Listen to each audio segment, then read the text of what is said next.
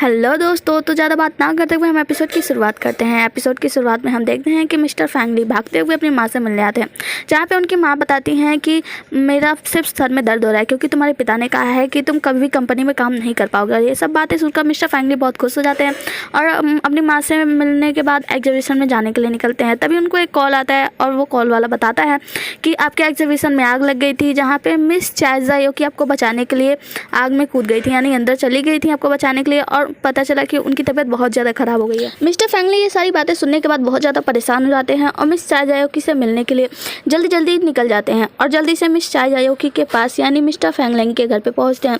वहाँ पे जाकर देखते हैं कि मिस चायजायोकी सोई होती हैं, तो मिस्टर फैंगलैंग उनसे कहते हैं कि जाओ तुम भी जाकर आराम करो, उसे आराम करने दो।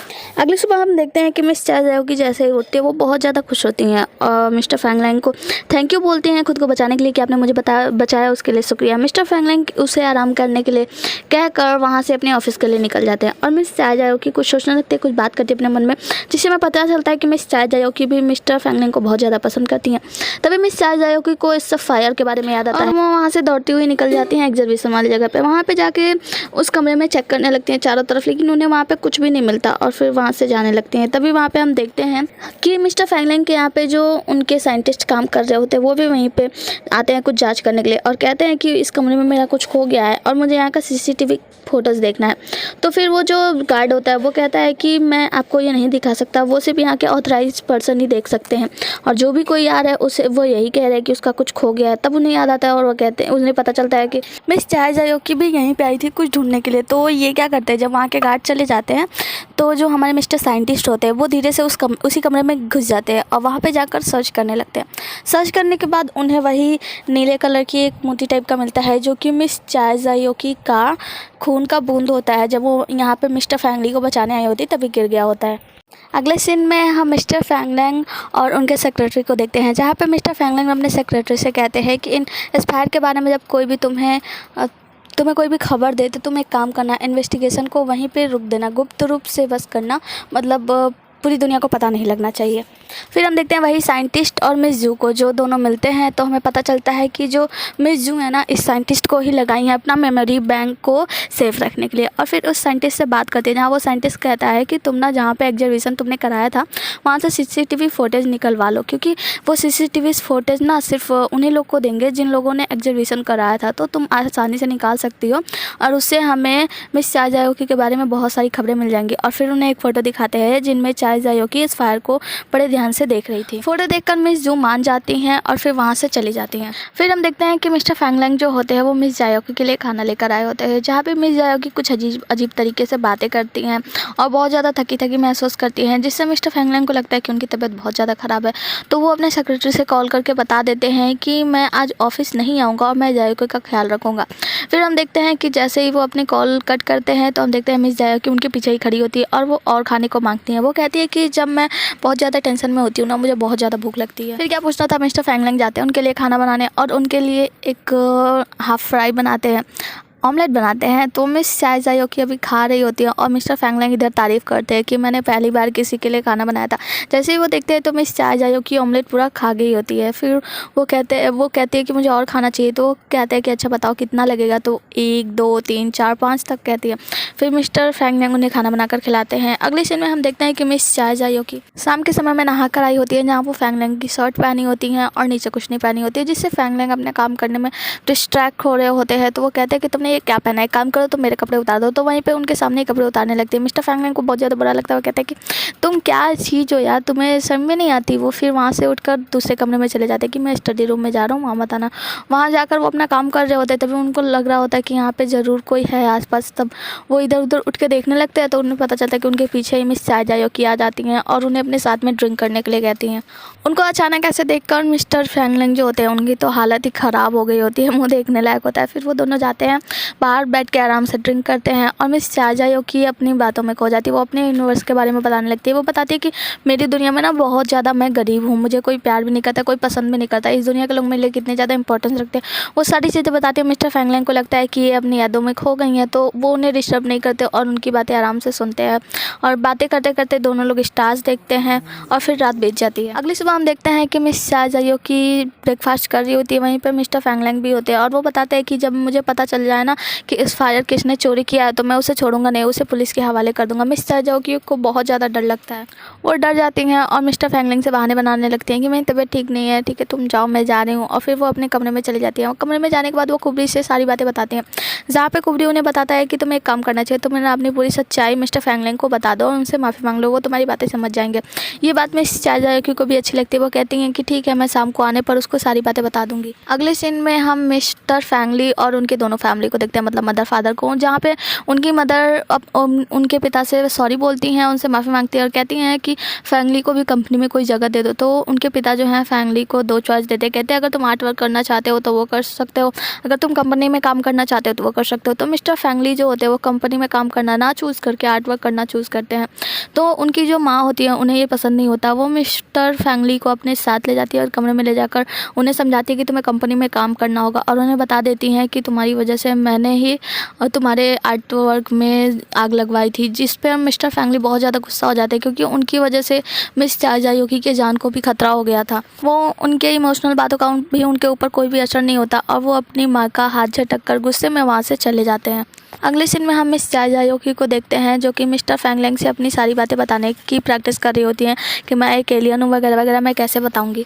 तभी हम देखते हैं कि वहाँ पे फैंगली आ जाते हैं और वो मिस चाजाओकी को सॉरी बोलते हैं कि अगर मैं एग्जर्वेशन नहीं रखा होता तो शायद तुम्हारी तबीयत भी ख़राब नहीं होती, उसके लिए मुझे माफ़ कर दो। तो मिस चाजाओकी जो होती है वो कहती है तुम इसके बारे में चिंता मत करो और तुम्हारी वजह से कुछ भी नहीं हुआ, और वो उनके साथ बात करते हुए खुश हो जाती है। फिर अब देखते हैं कि वो उन्हें छोड़ने के लिए बाहर जाती हैं और वो दोनों बहुत ही ज़्यादा खुश होते हैं और दोनों को साथ में खुश देखकर मिस्टर फैंगलिंग वहीं से देख रहे होते हैं, जो कि उन्हें बहुत ज़्यादा बुरा लगता है। वो बहुत ज़्यादा जेलस होते हैं, जेलसी के कारण वो काले हो गए होते हैं। फिर हम देखते हैं कि मिस चाजाओकी अंदर जाती हैं और स्विमिंग पूल के पास जाकर खेलने लगती हैं। जैसे ही फैंगलिंग आते हैं तो वो उनसे पूछते हैं कि क्या तुम्हें इस फायर के बारे में कुछ भी पता लगा। तो मिस्टर फैंगलिंग जो होते हैं वो ना में जवाब देते हैं। तो मिस चाजाओकी उनसे कहती हैं कि तुम्हें पता है कोई चीज़ अगर ऐसी हो जो कि लगे कि तुम्हारी है पर वो तुम्हारी ना हो। तो मिस्टर फैंगलिंग को लग रहा होता है कि वो अपने और मिस्टर ली के बारे में बात कर रही होती है। उन्हें लग रहा होता है कि वो ऐसा कहना चाहती हैं कि मैं मिस्टर फैंगली की हूँ, मैं तुम्हारी नहीं हूँ और तुम मुझे अपना समझ रहे हो। तो मिस्टर फैंगलिंग जो होते हैं उनके करीब जाते हैं और कहते हैं मैं ना किसी को भी अपनी चीज़ें इतनी आसानी से नहीं देता,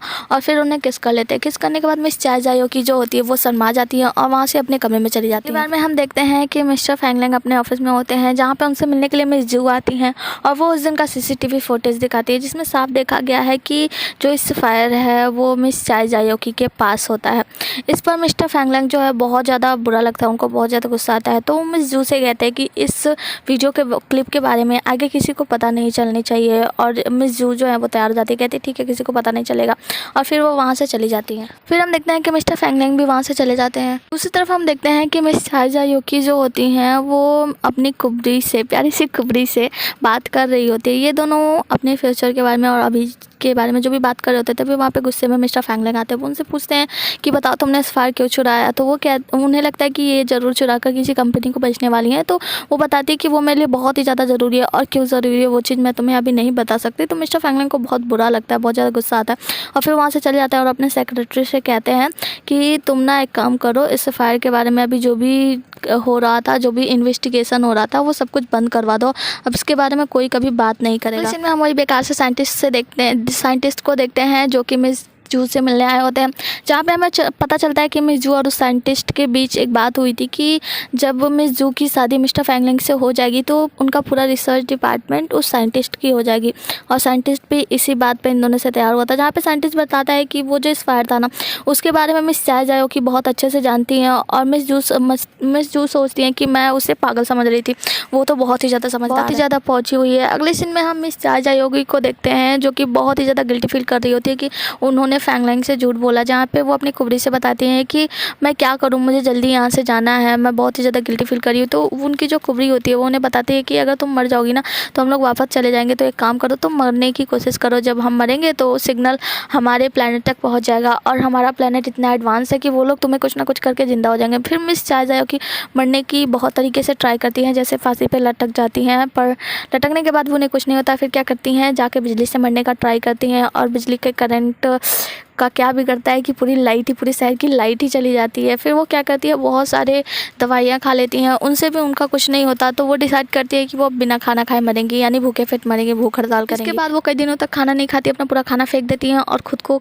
बांध लेती हैं। तभी वहाँ पे मिस चाय आती हैं उनके लिए खाना लेकर, और मिस चाय जायोकी खाना खाने से मना कर देती है। कहती है नहीं, मैं खाना खाए बिना मैं मरना चाहती हूँ, मैं जीना नहीं चाहती। और ये बात किसी न किसी तरह मिस्टर फैंग लैंग के सिक्योरिटी सेक्रेटरी के पास पहुँच जाता है, जहाँ उनके सेक्रेटरी अपने फैंग लैंग से बताते हैं। और मिस्टर फैंग लैंग जो हैं वो उनको बहुत ज़्यादा बुरा लगता है और वो दौड़ते हुए मिस चाय जायोकी के पास जाते हैं। फिर मिस्टर फैंग लैंग जो है भागते हुए मिस चाय जायोकी के पास जाते हैं, जहाँ उनका दरवाज़ा खटखटाते हैं। फिर अंदर जाकर उनसे कहते हैं कि तुम ये क्या करने जा रही हो, तुम पागल हो क्या। तो वो कहती है मैं नहीं चाहती, मैं मरना चाहती हूँ, तुम्हें उससे क्या, मैं कुछ भी करूँ। तो मिस्टर फैंग लैंग को बहुत गुस्सा आता है। वो कहते हैं ठीक है, तुम मरना चाहती हो ना, तुम मर जाओ, लेकिन याद रखो तुम मेरी कंपनी में अभी भी एक एम्प्लॉय हो, तो पहले मेरी कंपनी में आकर रिज़ाइन कर दो, उसके बाद से जहाँ चाहे वहाँ मरना, जब चाहे तब मरना। मिस चाय जायोकी को भी ये बात सही लगती है और वो फ़िलहाल के लिए मरना कैंसिल करती हैं। फिर हम दूसरे सीन में मिस्टर फैंग ली और उनकी मदर को देखते हैं, जहाँ पे मिस्टर फैंग ली जो होते हैं कंपनी में जाने के लिए तैयार होते हैं, क्योंकि उनको लगता है कि अगर मैं कंपनी में नहीं गया तो मेरी माँ कुछ ना कुछ करती रहेगी, पता नहीं क्या गड़बड़ कर दे आगे। फिर वो अपनी माँ से शर्त भी रखते हैं कि अगर मैं कंपनी में जाऊँगा ना तो आप वादा करो कि आप मिस्टर फैंग लैंग के रास्ते में कभी भी नहीं आओगी। तो उनकी माँ वादा करती है। इसमें हम मिस्टर फैंग ली को देखते हैं जो कि बहुत ज़्यादा हैंडसम लग रहे होते हैं। अपने गाड़ी से उतरते हैं और अपने एक अंकल के पास जाते हैं। तो अंकल जी जो होते हैं अपने कंपनी के सारे स्टाफ से मिलाते हैं कि ये स्टाफ है, ये स्टाफ है, और तुम इस कंपनी के नए प्रोजेक्ट के डेवलपमेंट के डायरेक्टर हो। और मिस्टर फैंग ली जो होते हैं वो अपने कंपनी में अंदर चले जाते हैं। अगले सीन में हम देखते हैं मिस चाय जायोकी को जो कि अपना रेजिग्नेशन लेटर देने आई होती हैं, और मिस्टर फैंग लैंग जो होते हैं वो रेजिग्नेशन लेटर लेने से मना कर देते हैं और कहते हैं कि तुमने कंपनी में काम करने का डिसाइड किया था, तभी तुमने एक कॉन्ट्रैक्ट पेपर साइन किया था जिसमें कि तुमने 5 साल के लिए सर्विस चुना था, और तुम अगर पहले ही कंपनी को रिजाइन करके जाना चाहती हो तो जा सकती हो, लेकिन तुम याद रखो इसकी कंपनी की भरपाई ना तुम्हारे रेस्टोरेंट से कर ली जाएगी, क्योंकि मिस चाय ने तुम्हारे नाम पे कुछ शेयर्स कर रखे हैं। इसकी वजह से हम उसकी भरपाई तुम्हारे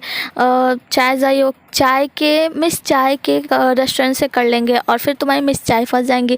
और अगर तुम उन्हें फंसाना नहीं चाहती हो तो तुम कल से अपना काम ज्वाइन कर दो। जो सुनकर नाम मिस चाय जायोकी को बुरा तो लगता है, पर वो काम करने के लिए तैयार हो जाती हैं।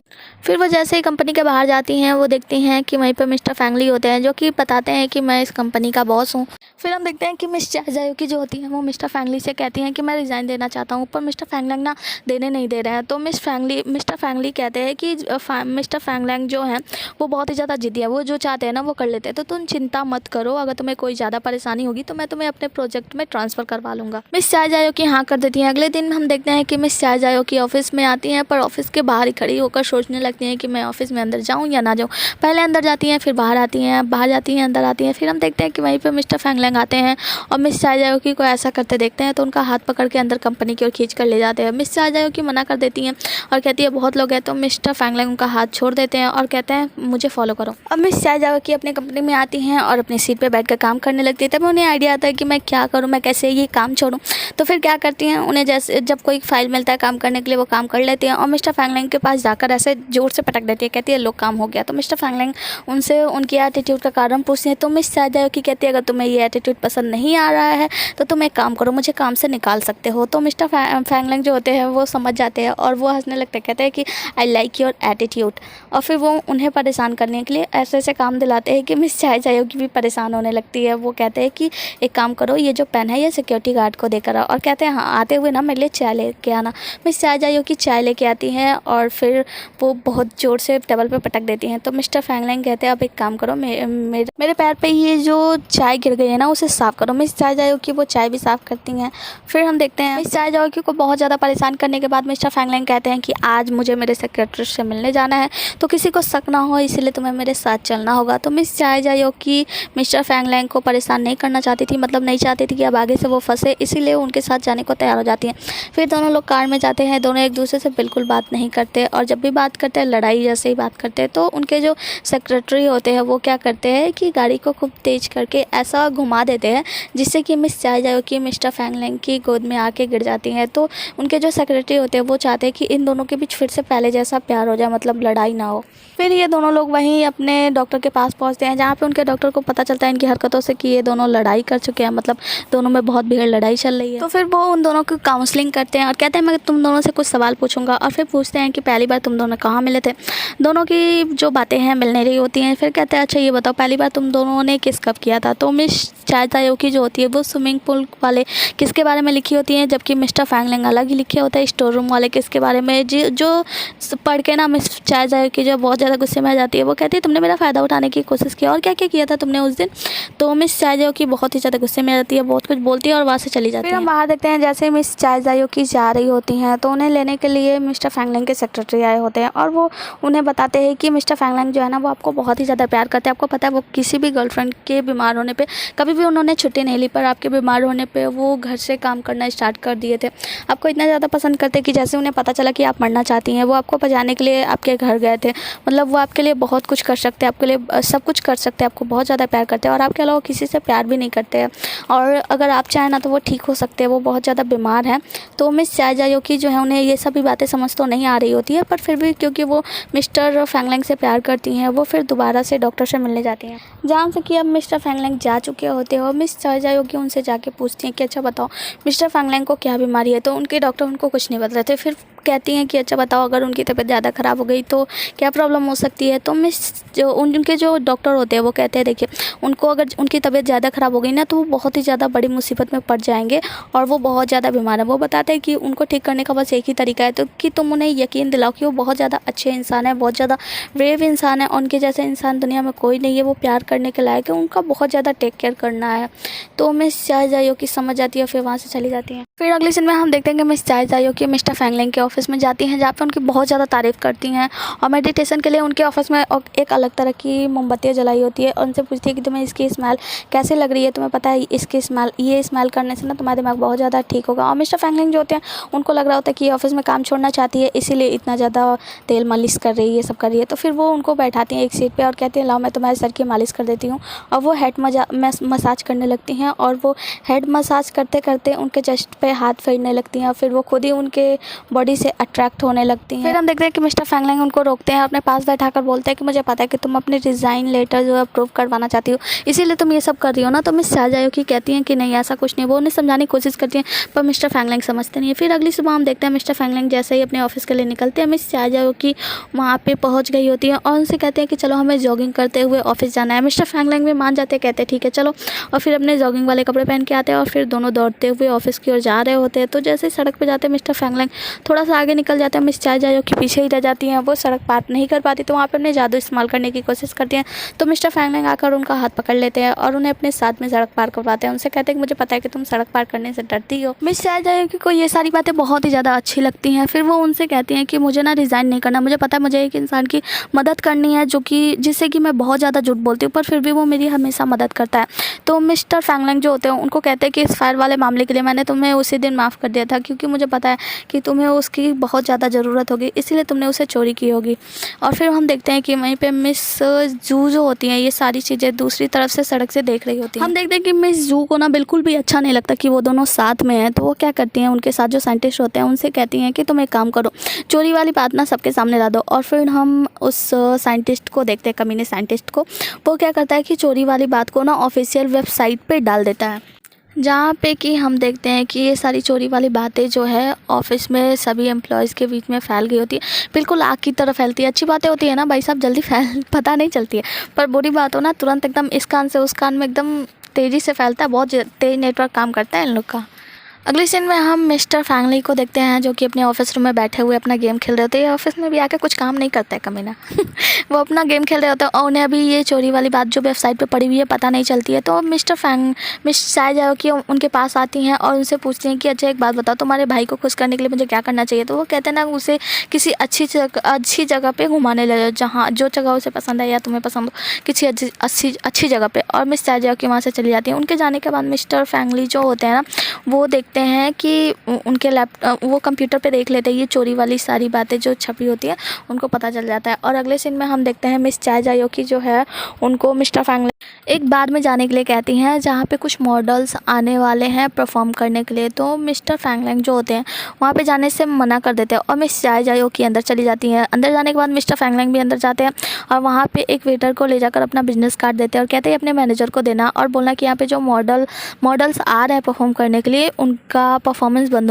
हो जाना चाहिए। तभी अनाउंसमेंट होता है कि मॉडल्स नहीं आएंगे और परफॉर्मेंस नहीं होगी। मिस चाय जायोकी बहुत ज़्यादा बुरा लगता है, वो बहुत ज़्यादा चिल्लाती है, फिर वो खुद जाती है गाना गाने लगती है और वो वहाँ पे जाकर स्टेज पे कहती है कि ये गाना मेरे बॉयफ्रेंड के लिए जो कि पृथ्वीवासी है और शायद एक दिन मैं उसे छोड़कर चली जाऊँगी, पर मैं उसे बहुत पसंद करती हूँ, पर इनका गाना किसी को पसंद नहीं आता। तो मिस्टर फैंगलिंग जाकर उनका साथ देते हैं और एक प्यारा सा सॉन्ग गाते हैं जो कि मुझे भी नहीं पता कि वो कौन सा सॉन्ग गाते हैं, जो कि इनका परफॉर्मेंस बहुत ही ज़्यादा वंडरफुल, बहुत ही ज़्यादा अच्छा होता है, सब लोगों को बहुत ज़्यादा पसंद होता है और फिर ये लोग वहाँ से निकलते हैं। फिर हम देखते हैं कि मिस चाय जायोकी को उनका सॉन्ग बहुत ज़्यादा पसंद आता है, वो बहुत अच्छे लग रहे होते हैं। तो वो बाहर जाकर उससे कहती है कि तुम्हें पता है तुम गाना गाते हुए बिल्कुल मिस्टर फैंगली की तरह लग रहे थे। तो मिस्टर फैंगलैंग जो होते हैं उनसे कहते हैं कि जब तुम्हें वो इतना पसंद था तो तुम मेरी गर्लफ्रेंड क्यों बनी। तो मिस चाय जायोकी जवाब में उन्हें डॉक्टर की कही हुई सारी बातें बता देते हैं, जिससे मिस्टर फैंगलैंग को बहुत ज़्यादा बुरा लगता है क्योंकि मिस्टर फैंगलैंग उनसे सच में प्यार करते थे, पर उन्हें लगता है कि वो मेरी बीमारी की वजह से सिर्फ मुझे पसंद नहीं करती बल्कि सिर्फ मेरा हेल्प करना चाहती है, मतलब मुझ पर दया दिखाती है। और फिर वहाँ से उनसे कहते हैं कि तुम मुझे अपनी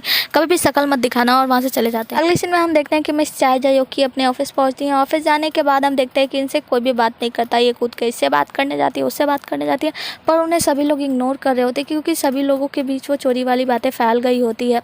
और दूसरी तरफ हम मिस्टर फैंगलिंग को देखते हैं कि अपने पर्सनल सेक्रेटरी से कह रहे होते हैं कि एक काम करो, ध्यान रखना कि मिस चाय जायोकी मेरे आसपास में नहीं भटकनी चाहिए, वो मेरा कोई भी काम ना करे क्योंकि अब मैं उससे बहुत ज़्यादा गुस्सा हूँ, मतलब जो भी हो उससे कहते हैं। तो उनके सेक्रेटरी अभी ये दोनों बात कर ही रहे होते हैं, तभी हम देखते हैं मिस्टर फैंगली आते हैं दौड़ते हुए और मिस चाय जायोकी का हाथ पकड़कर उन्हें एक साइड में ले जाते हैं और वहाँ पे जाके उनसे बताते हैं कि तुम्हें पता है, सबको पता चल चुका है कि तुमने इस फाइल चुराया था।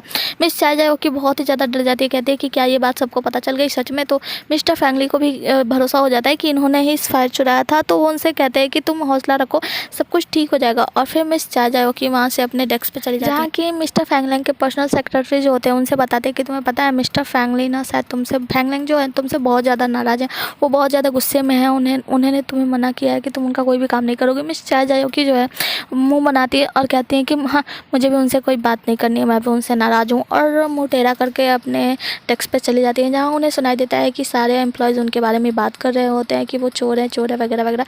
तो मिस चाय जायोकी क्या करती हैं, अपना जादू का इस्तेमाल करती हैं और अपने कान को कुछ टाइम के लिए बंद कर लेती हैं। फिर उसके बाद सभी एम्प्लॉयज़ को पता चलता है कि मिस्टर फैंगलिंग जो है अपना कोई भी काम मिस चाय जायोकी से नहीं करा रहे हैं। तो सारे एम्प्लॉयज़ जो होते हैं अपना अपना काम मिस चाय जायोकी के ऊपर थोपने लगते हैं कि तुम ये काम कर दो, वो काम कर दो। वैसे तो मिस चाय जायोकी जो है वो हर एक काम बहुत खुशी खुशी कर देती है, मतलब किसी भी काम का बुरा नहीं मानती। कभी ये मशीन बना दो, कभी वो मशीन बना दो, कभी ये फाइल वर्क पूरा कर दो, कभी वो फाइल पूरा कर दो, मतलब वो सारा काम खुशी खुशी करती हैं। तभी वो एक काम कर रही होती है, तभी एक एम्प्लॉय का मैसेज आता है कि तुम खाना लेकर आ जाओ। तो मिस चाय जायोकी जो है खाना लेने के लिए मिस चाय के पास चली जाती हैं।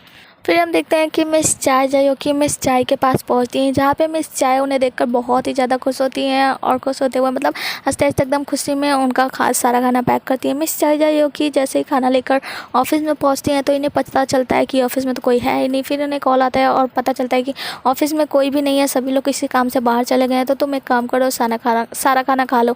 मिस चाय जायोकी क्योंकि खाना नुकसान नहीं करना चाहती थी, मतलब ख़राब नहीं करना चाहती थी, इसीलिए आराम से बैठती हैं और धीरे धीरे करके सारा खाना खा जाती है। और सारा खाना खाने के बाद फिर क्या करती हैं, वहाँ पे एम्प्लॉयज़ की एक्टिंग करने लगती हैं कि तुम ऐसे करो, तुम ऐसे करो, मतलब सबको डांट लगाती हैं खुद, और खुद उनकी सीट पे बैठकर खुद से माफ़ी भी मांगती हैं और फिर वहीं पे खाना वाना खा पी कर माफ़ी मांग कर वहीं पे सो जाती हैं।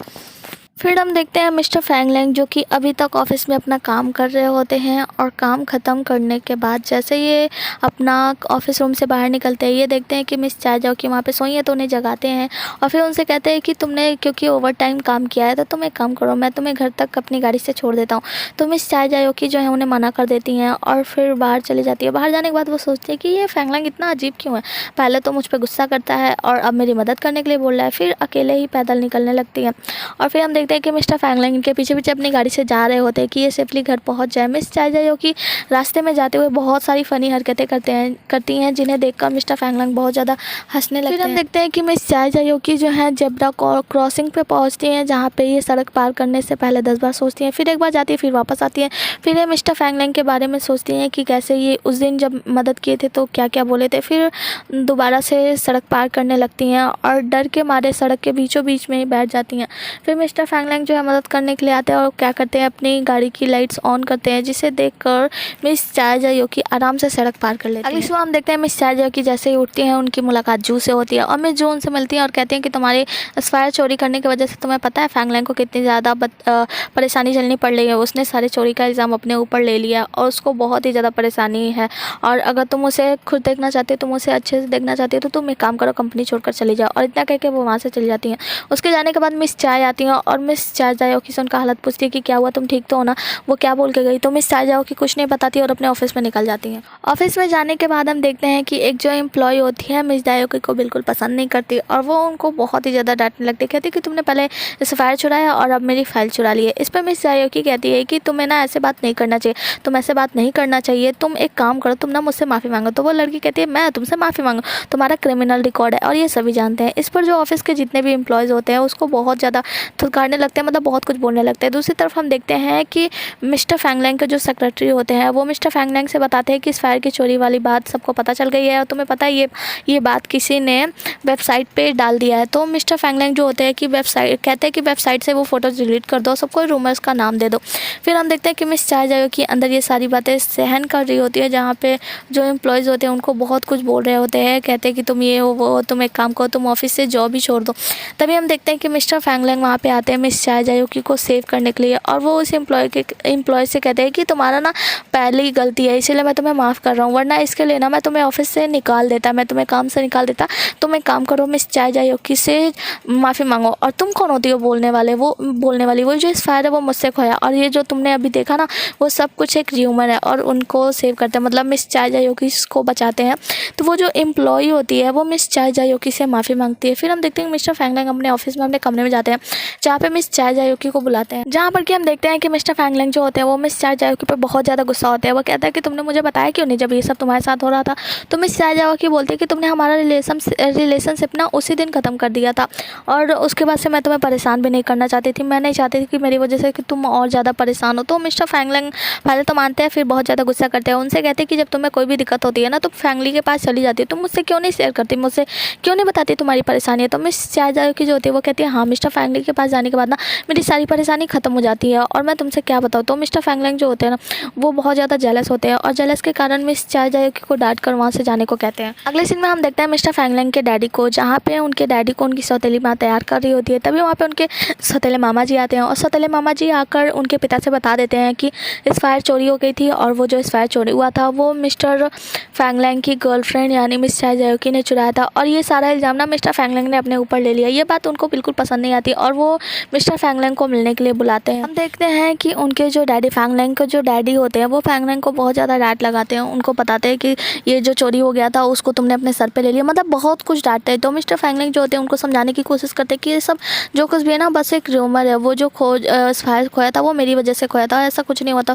तो उनके डैडी कहते हैं मैं कुछ नहीं जानता, मैं बस इतना जानता हूँ कि वो जो लड़की है मिस चाय की उसे ऑफिस से निकाल दो। तो वो कहते हैं कि मैं उसे निकाल नहीं सकता, मैं ऐसा नहीं कर सकता। फिर वो कहते हैं कि ठीक है मैं एक काम करता हूँ, मैं ना उसे दूसरे डिपार्टमेंट में शिफ्ट कर देता हूँ। उस पर उनके डैडी मान जाते हैं, कहते हैं ठीक है। फिर वो वहाँ से चले जाते हैं। जाने के बाद हम देखते हैं अगली सुबह हम देखते हैं कि मिस चाय की अपने ऑफिस पहुँचती हैं, जहाँ पे उन्हें पता चलता है कि उनका जो ट्रांसफ़र है मिस्टर ली यानी मिस्टर फैंगली के ऑफिस में हो चुका है, फैंगली की डिपार्टमेंट में हो चुका है, जो पढ़कर मिस चाय को बिल्कुल अच्छा नहीं लगता और वो दौड़ते हुए मिस्टर फैंगलिंग के पास जाती हैं, जहाँ पे मिस्टर फैंगलिंग और मिस्टर फैंगली दोनों बात कर रहे होते हैं। वो उनसे कहती कि मेरा डिपार्टमेंट क्यों चेंज किया। तो वो बताते हैं कि मुझे पता है कि तुम ना फैंगली के साथ ज़्यादा रहती हो, इसीलिए मैंने उसके साथ तुम्हारा डिपार्टमेंट चेंज कर दिया।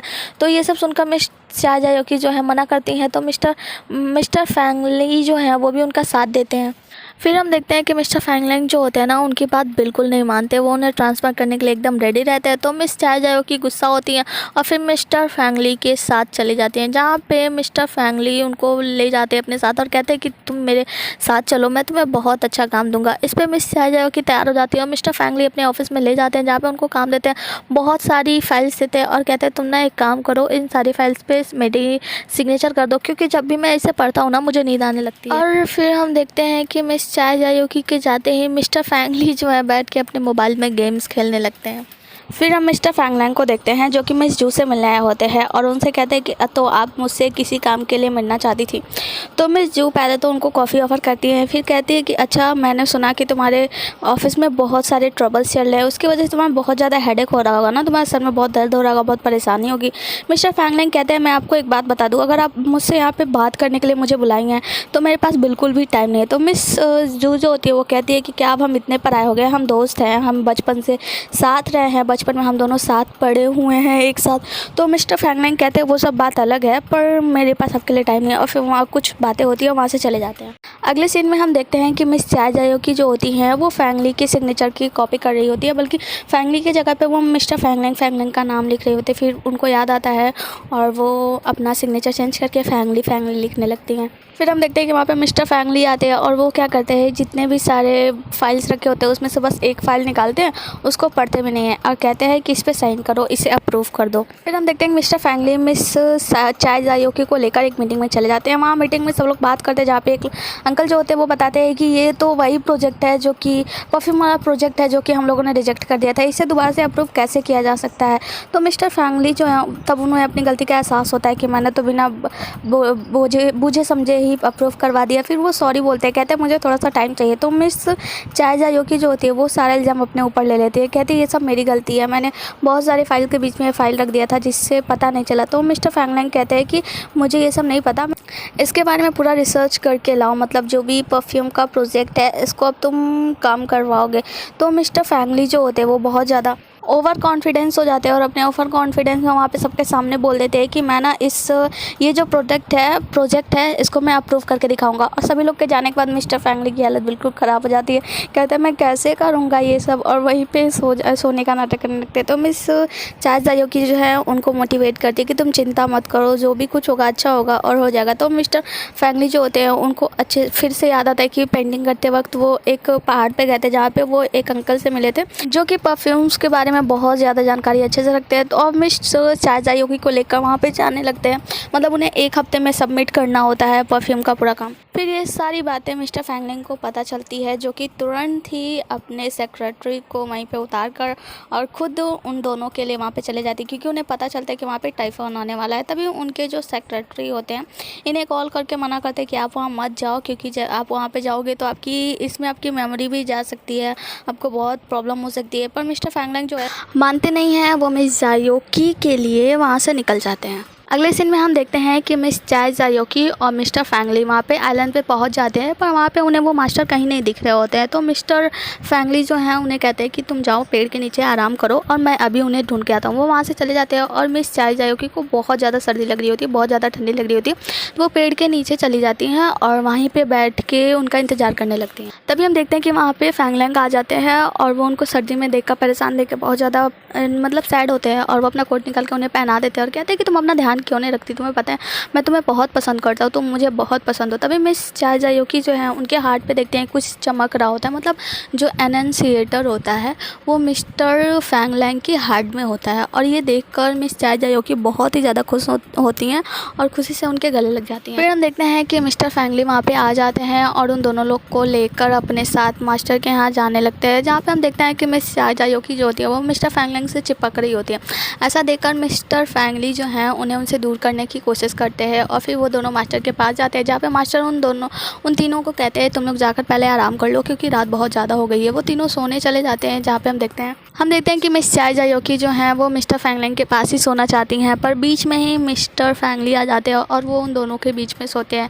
और ये सब देख के मिस्टर फैंगलिंग जो है ना मिस्टर फैंगली को उठाकर उनको दूसरे साइड पे मतलब उनके बेड पे फेंक देते हैं। फिर हम देखते हैं रात के समय जब मिस्टर फैंगलिंग सो जाते हैं तो मिस चाय जायोकी ही उनके सीने पे हाथ रखकर मतलब अपने अनंसिएटर को महसूस करने की कोशिश करती हैं। ये सब मिस्टर फैंगली देख लेते हैं और उन्हें मना करते हैं कि ऐसा मत करो। तभी मिस्टर फैंगलिंग जो होते हैं वो अपना पैर लेकर मिस्टर फैंगली के ऊपर ही फेंक देते हैं और फिर सो जाते हैं। और फिर हम देखते हैं कि दूसरी तरफ मिस्टर फैंगलिंग जब ब्रश कर रहे होते हैं तो मिस चाय जायोकी भी उनके पास जाती है। वो भी ब्रश करने लगती है। उनसे पूछते हैं कि क्या तुम्हारे हाथ में कोई ऐसी चीज़ है जो ग्लो करती है। तो मिस्टर फैंगलिंग कहते हैं नहीं। उनका मुंह पूछता है, कहते हैं ऐसा कुछ नहीं है और फिर वहाँ से चले जाते हैं। फिर मिस चाय जायोकी जो होती हैं मिस्टर फैंगलिंग को उसी जगह पर लेके जाती हैं जहाँ पर कल उन्हें अनंसिएटर महसूस हुआ था, क्योंकि वो उस समय उनके बॉडी में अनंसिएटर महसूस नहीं कर पा रही होती। उनसे कहती हैं कि तुमने कल जो चीज़ बोली थी ना, तुम वो चीज़ फिर दोबारा बोलो, क्योंकि मैंने कल उसे नहीं सुना था। तो मिस्टर फैंगलिंग जो होते हैं उन्हें लगता है कि उनके फीलिंग्स का मजाक उड़ा रही हैं, तो फिर वो गुस्से में वहाँ से अपनी गाड़ी से चले जाते हैं। अगले सीन में हम मिस्टर फैंगली को देखते हैं जो कि मास्टर के साथ बैठकर कुछ परफ्यूम्स को सूंघ के उनका मतलब परीक्षण कर रहे होते हैं। तभी उन्हें एक स्पेशल सा परफ्यूम मिलता है जिसे वो सूंघकर बताते हैं कि ये देसी है, जो कि लव को डिस्क्राइब करता है। ये सुनकर मास्टर जो होते हैं ना वो बहुत ही ज़्यादा शॉक्ड होता है कि तुम्हें कैसे पता। फिर हम देखते हैं कि मिस जू जो होती हैं वो उसी साइंटिस्ट से मिलती हैं, जहाँ पे वो साइंटिस्ट जो होता है ना कि मिस्टर फैंगलिंग का मेमोरी बैंक हैक कर लिया होता है और वो उन्हें दिखाता है उनकी और मिस जायोकी की यादें, मतलब जो मेमोरी होती है वो उन्हें दिखाता है। तो मिस जू समझ जाती है कि ये मेमोरी बैंक को हैंग कर लिया, तो उसे कहती है कि ये चीज़ें डिलीट कर दो। तो कहता है ये बस 1% डाटा है, बाकी जो डेटा है ना वो मिस्टर फैंगलिंग ने कहीं पे सिक्योर कर लिया था। फिर जो वो साइंटिस्ट होते हैं और मिस जू होती है वो दोनों मिलकर कुछ अलग सा प्लान बताते हैं, जो प्लान बनाते हैं जो कि अभी हमें पता नहीं चलता है। फिर हम मिस चाय जायोकी और मिस्टर फैंगलिंग को देखते हैं जो लोग की गाड़ी में घर जा रहे होते हैं, जहाँ पे मिस जायोकी को लगता है कि जब खिड़की खुलेगी हवा आएगी तो इसका अनंसिएटर फिर से एक्टिवेट हो जाएगा। तो वो खिड़की खोलने को कहती है। मिस्टर फैंगलिंग खिड़की खोल देते हैं और हवा जाती है। तो मिस चाय जायोकी जो होती हैं मिस्टर फैंगलिंग के सीने पे सर रख के अनंसिएटर को महसूस करने की कोशिश करती हैं और हमारा एपिसोड यहीं पे ख़त्म हो जाता है। मिलते हैं अगले एपिसोड में, तब तक के लिए tata bye bye and good night.